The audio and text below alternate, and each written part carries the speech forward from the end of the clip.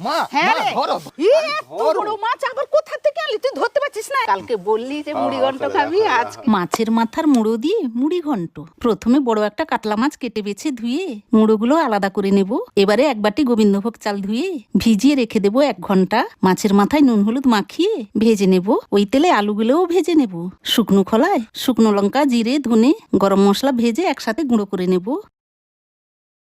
এবারে তেলে পেঁয়াজ কুচি দিয়ে ভেজে রসুন বাটা, আদা বাটা, হলুদ গুঁড়ো, লঙ্কা গুঁড়ো, টমেটো কুচি, কাঁচা লঙ্কা কুচি দিয়ে কষিয়ে গোবিন্দভোগ চাল দিয়ে 2 মিনিট ভেজে ভাজা আলু এবং মুড়োগুলো ভেঙে সবকিছু ভালো করে মিশিয়ে 2 বাটি জল দিয়ে নুন, চিনি এবং ভাজা মশলার গুঁড়ো দিয়ে 15 থেকে 20 মিনিট দমে দিয়ে দিলেই রেডি মাছের মুড়ো দিয়ে মুড়ি ঘন্ট।